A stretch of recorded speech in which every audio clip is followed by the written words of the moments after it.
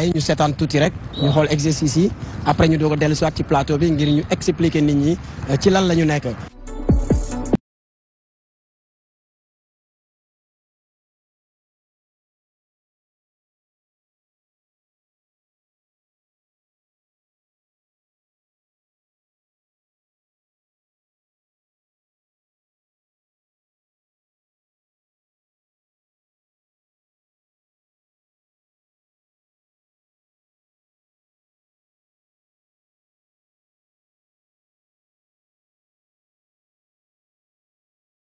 Expliquer un peu épreuve yi nga xamante ni moom lañ doon def ki koy expliquer nag bokk na ci ñi encadré jeunes yi ñi nekk coach yi dañu koy bàyyi ñu nuyonte rek kilifa bi tur bi na la. waaw Souleymane Diop la entraîneur premier degré donc maa ngi leen di nuyu à travers seen télévision DTV di nuyu président fédération di nuyu aussi directeur technique national Maguette Diop xam ni sama mag bu baax la.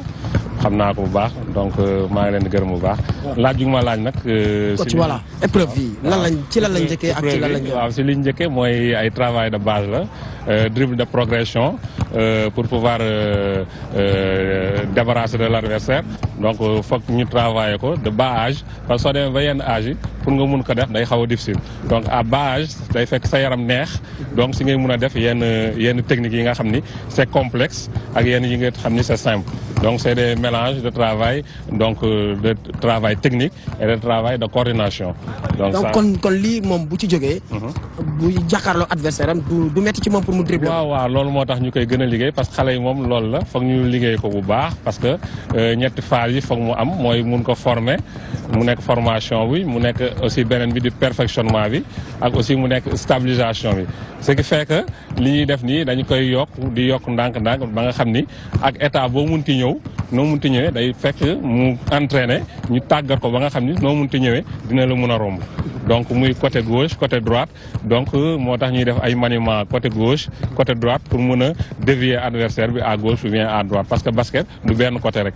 donc mu mel ni ci loolu sax maanaam entraînement beeg yooyu.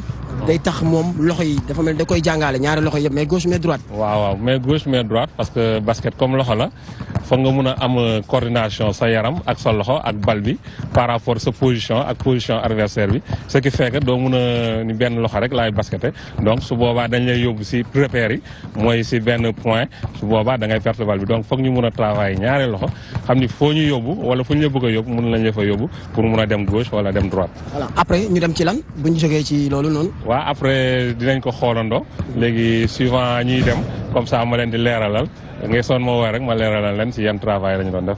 d'accord Raymond kon dañuy bàyyi ñu demaat ci beneen épreuve ñu jàngaat ko après ñu dellusiwaat ci plateau bi waxtaan ak techniciens yi ñu décortiquer ñu ko wan nit ñi ne lii nii lañ koy jàngee waaye lii la lay may ci biir terrain basketball kon nag loolu dañ ciy dellusiwaat léegi lay doon.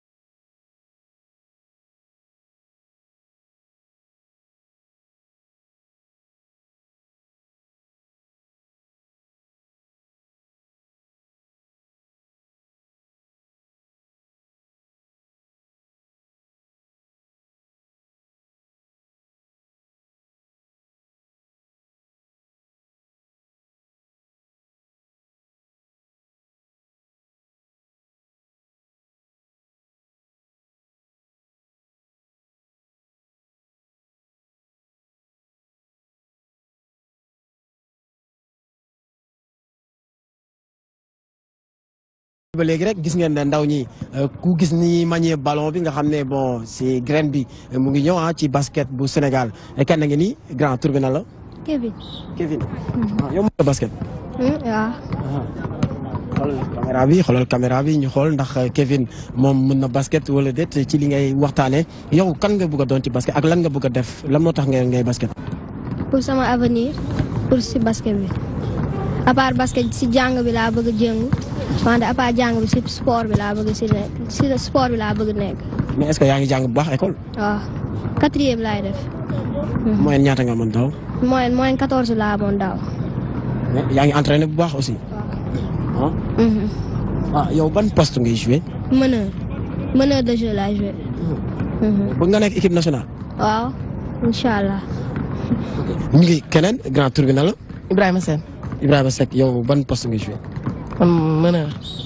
mais est-ce que meneur est-ce que xam nga lu mu laaj. waaw. lan. vivacité. ak kii di teg attaque ak rapidité yooyu yëpp. mais yow kan moo lay inspiré ci basket. man damay gis nit yi di basket rek ma bëggoon a ñëw basket man tamit foo ne li ñu mën war naa ko mën a mën loolu moo tax ma ñëw basket. mais est-ce que centre bi jàngal nañ la ba nga mën a mën loolu. waaw. après di ngeen ñu woon est-ce que. waaw. voilà keneen a ngi ni soxna si tur bi na la. maa ngi tudd Anta Ndiaye. man pivot laa joué. pivot métti na est-ce que mën nga dugal panier. man waaw dama dugal panier tamit di faux rebond yi. ñaata panier ngay dugal par match. bari na de. ñaata rebond ngay récupérer. bari na tamit. mais centre bi aussi baax na pour yow wala. waaw baax na kay. ah fier naa ci nekk ci de centre bi. waaw baax na tamit tey maa ngi ciy entraînement yi rek jàpp taw a bàyyi rek. voilà ba léegi ci grand yow tur bi na la. Jules. Jules yow ban poste ngay joué. Elie. est-ce que centre bi baax na ci yow est-ce que yaa ngi gaaw pour joxe ballon bi affaire. waaw parce que waaw évolué naa kay parce que 2 ans rek laa fi def waaye te évolué naa man booy ñoo tax may basket quoi damaa ñëw rek di leen seetaan après si booy neex ma quoi ma demee ma bëgg basket si laa commencé ñëw basket. kooku loolu influence moo ko dugal ci basket soxna si yow ban poste ngay football tur bi nan la. man Jaaree Badiane waaw pivot laay joué quoi. est-ce que yaa ngi dugal panier yu bëri di récupérer. waaw maa ngi dugal panier yu bëri di récupérer yu bëri sax.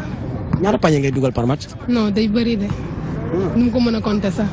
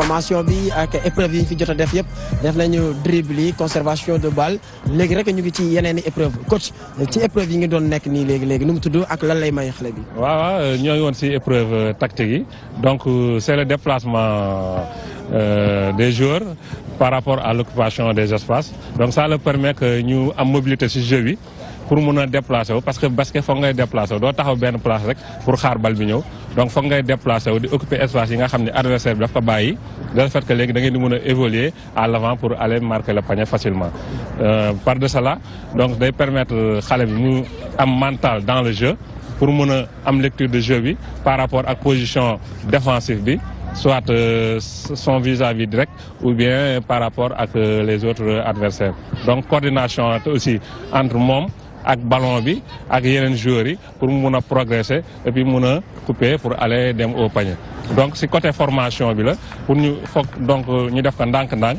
pour ñu mun a ko comprendre parce que tactique de jeu dafa nekk loo xam ni moom mooy base bu basket sur le plan collectif donc foog ñu def ko ndànk-ndànk pour ñu mun ko comprendre ñu leen koy expliquer détail par détail ñu mun a améliorer seen capacité mentale et puis physique sur le terrain en même temps aussi mun a orienté wu par rapport ak panier bi ak ballon bi ak aussi nu ñu mun a def ba suñu taxawee ci position ñu mun a xam lan la ñu war a def par rapport ak bal bi ba mun a dugal le plus rapidement possible. kon mu mel ni yéen seen centre bi formation bi dafay gën a mettre en exergue technicité wu basket. voilà c'est ça parce que du da ngay ñëw rek basket da ngay ñëw rek acca daw rek non foog soo nga mun ko taxaw parce que ñaari zone la zone avant ak zone arrière donc foog nga mun a la première chose mooy nga mun a génn sa zone la deuxième chose mooy soo ñëwee nga mun a teg loo xam ni di nga mun a def le tout pour mun a dugal panier bi parce que défense léegi dafa agressif donc foog nga mun a jouer ak sa mental pour agressivité boobu nga mun si génn le plus facilement possible. donc mu mel ni sax gis nañu ailier yi déplacement yi. voilà déplacement yi daf si am importance parce que day permettre nga mun a fatiguer défense bi parce que xam nga défense nga bëgg di daw di marquer kii di daw à la longue da nga naan waaye man dama sonn donc il faut déplacer les joueurs les défenseurs moo lay permettre que si déplacement boobu nga mun a positionner wu si intervalle yi et puis mun a permettre ñeneen ñi parce que foo déplacé woo rek da ngay ubbi benn intervalle de jeu pour beneen partenaire mun ko occuper mun a dem marquer au le panier quoi. jaajëf gis ngeen loolu fii ci Flying Star fii mooy centre bi nekkee fii ci Patte d'Oie Builders ci wàccaay gi gis ngeen formation bi ñoom liñ ci def yëpp technicité wu basketteur bi daf ciy am solo kon xam naa ne ñu ngi ci waaj a jeexal émission bi dañuy dem rek ci waxtaan ji mujj ji.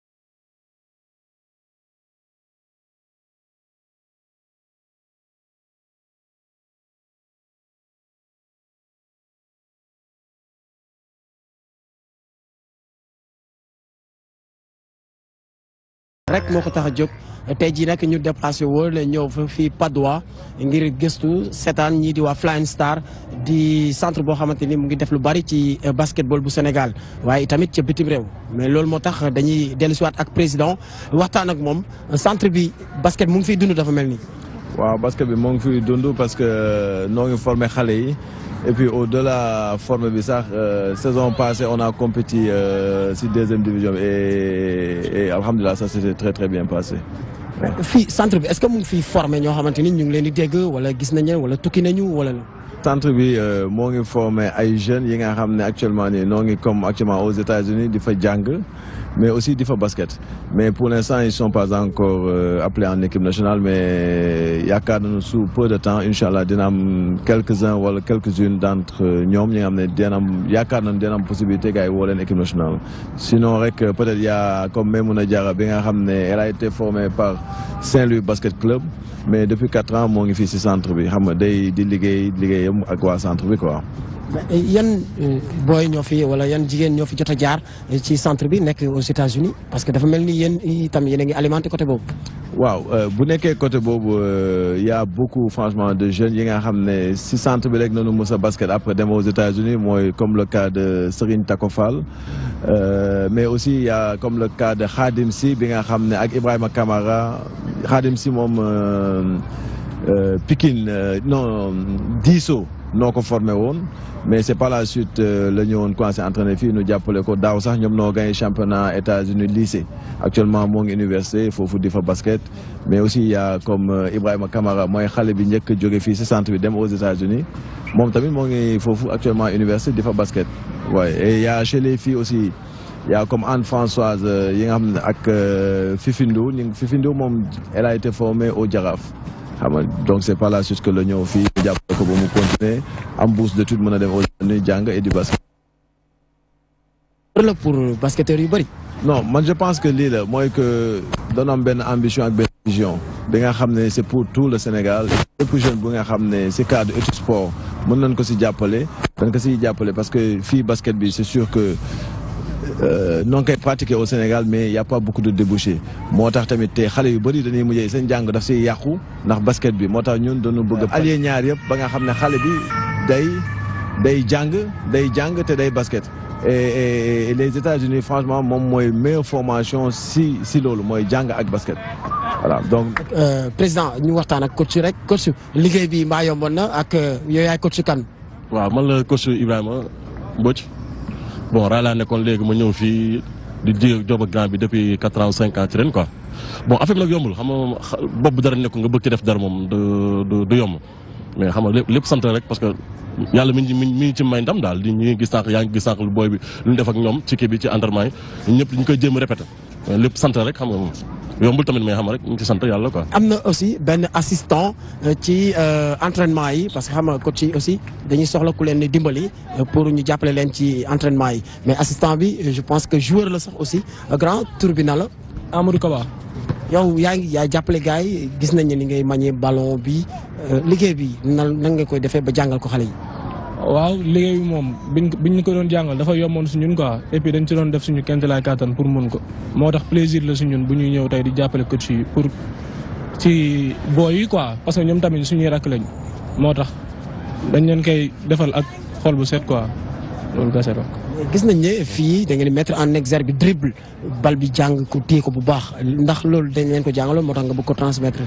si dañ ñu ko jàngaloon moo tax ñu bëgg ko transmettre booy ba pare léegi basket bi dafa gën a développé quoi parce que foog nga mun yenn maniement yi parce que tey njool yi dem nañ sax ba commencé bondel ci basket moo tax léegi basket amatul meneur amul njool ñëpp a war a mun bondel ñëpp a war a mun sandi ñëpp a war a mun lépp complet quoi ak daw. président bu mel ni ñu ngi jeexal lan mooy doon sa kàddu bu mujj tàggatoo.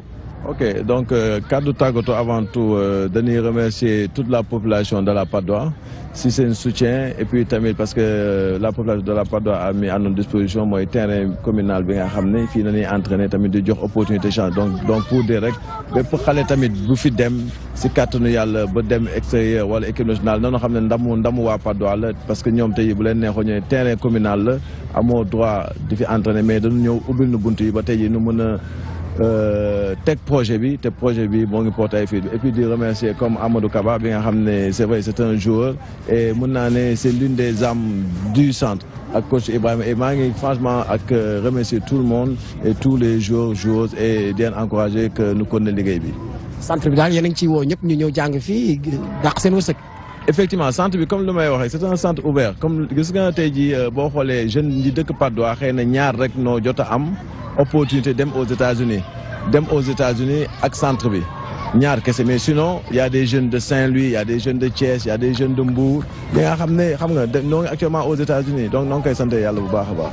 jaa ngeen jëf yéen ñi baaxoo di seetaan seen émission 26 rebonds gis ngeen tey liñ leen indi lool ñëw ba fii Patte d'Oie Builders def émission boo xamante ni dañuy jàng ci basket mooy concept bi jàng basket waaye nag dama leen di xamal ne championnat bu Sénégal léegi ñu door ko le 26 novembre composition poule bi dama leen koy jox nii voilà gis ngeen kenn ku ci nekk poule bi ci góor ñi ak ci jigéen ñi poule A bi gis ngeen ni mu taxawee ñii ñoo ko sekk poule B bi aussi tamit nii la taxawee gis nañu ko kon nag xam naa ne le 26 novembre la ñuy démarrer ci championnat bi daal di ciy dugg nag di leen jox lépp li nga xamante ni moom moo ciy tukkee ci play off bi play down yeeg yëpp dinañ leen ko jox à travers votre émission 26 rebonds loolu lañ leen indiloon tey jii muy seen émission fii ci Patte d'Oie Builders jaa ngeen jëf di leen dig daje altine bii di ñëw à partir de 19h30 fii ci seen télévision la DTV comme ni ma leen ko waxee woon rek la magie du basketball c'est sur la magie de la télé.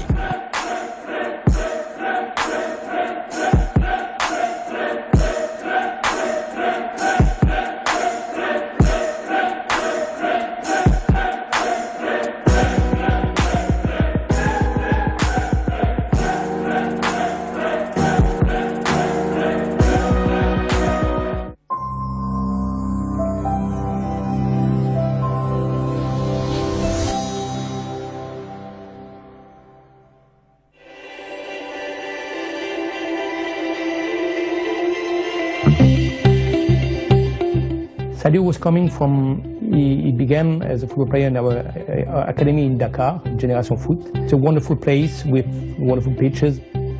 Comme ce qui se fait de mieux dans le monde.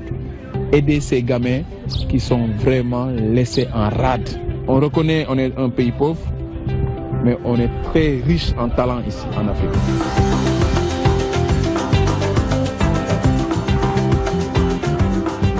C'est moi qui ai lancé avec ma modeste personne Sadio Mané. C'est moi qui est allé dans les sélections au Sénégal. Personne ne le connaissait. Pour lui dire attention, nous avons un phénomène.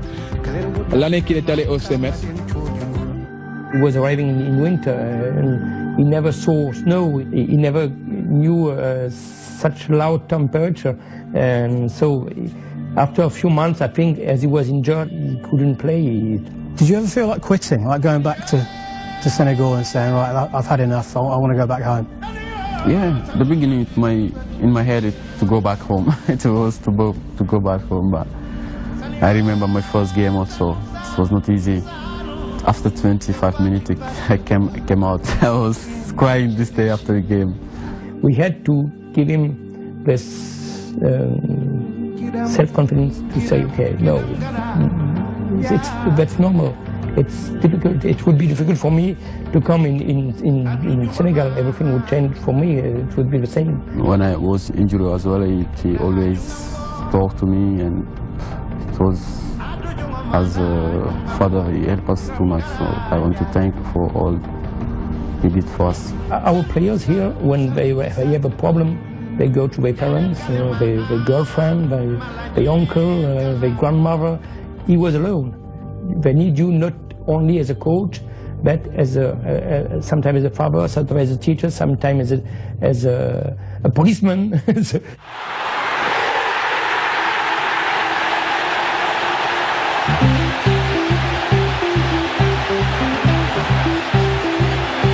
Moi, je trouve qu'il a beaucoup transformé les joueurs, Klopp, et comme j'ai dit à Sadio, je pense que tu es vraiment dans le club qu'il te faut, parce que je pense que très honnêtement, ça va être un des tout meilleurs joueurs au monde, Sadio Mané. Mais je pense qu'il met beaucoup d'ingrédients, comme un bon cuisinier. Il met beaucoup de bonnes choses autour pour pouvoir réussir. Si on regarde Neymar, on regarde Messi, Sadio Mané a quelque chose.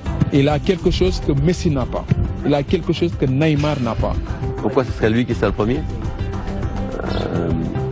Parce que très honnêtement, dans tous les joueurs que vous avez nommés, celui qui a le plus de talent dans le dribble, dans l'élimination, donc dans le fait de faire aussi lever les foules, c'est quand même Sadio Mané.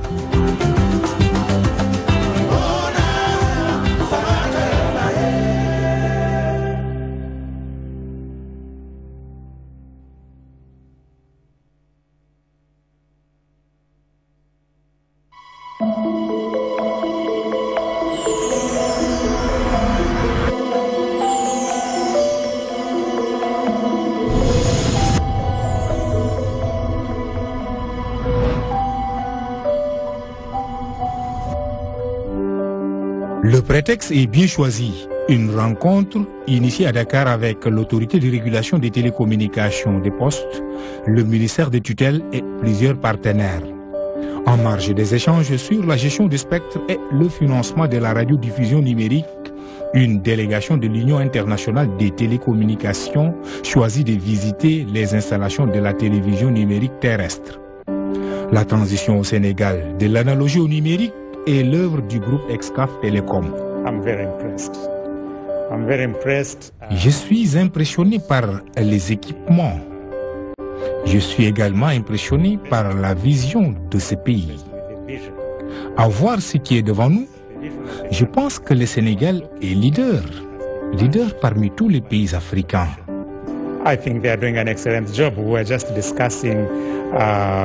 Je pense que c'est un bon travail de concert avec le gouvernement. Ce sont des équipements modernes et actuels. L'approche du groupe Excaf est un travail excellent. Ils viennent d'ailleurs de me dire qu'ils ont 14 centres comme celui-ci. Je pense à ce titre que ce n'est pas un travail simple, mais il était nécessaire de le faire. C'est tout simplement formidable ce que Excaf a fait. C'est un modèle de type BOT, Build, Operate and Transfer. C'est un modèle qui pourra éventuellement inspirer d'autres pays africains. Dans la zone UEMOA, le Sénégal est le pays le plus avancé. Je dirais même que c'est le premier pays. Les autres pays, j'espère qu'ils s'inspireront de l'exemple du Sénégal pour que très rapidement cette migration vers la TNT puisse se faire. L'expertise du groupe Excaf Telecom repose sur une technologie de pointe. Elle a permis déjà 92% de taux de couverture du territoire national. Ces modèles de réussite aiguisent des appétits en Afrique et la société burkinabé de télédivision n'est pas en reste. On est édifié de voir ce qui a été fait au Sénégal par rapport à la transition numérique. On est là pour une rencontre qui parle justement de ce sujet. Et pour moi, c'est vraiment édifiant de venir voir ces équipements. Et ça nous inspire aussi à travailler pour que ça soit une réalité aussi dans notre pays. Le Sénégal émerge dans l'ère du numérique et le groupe Excaf avec. Il s'agit du couronnement de plus de 40 années d'expérience, de gros investissements et une ressource humaine de qualité.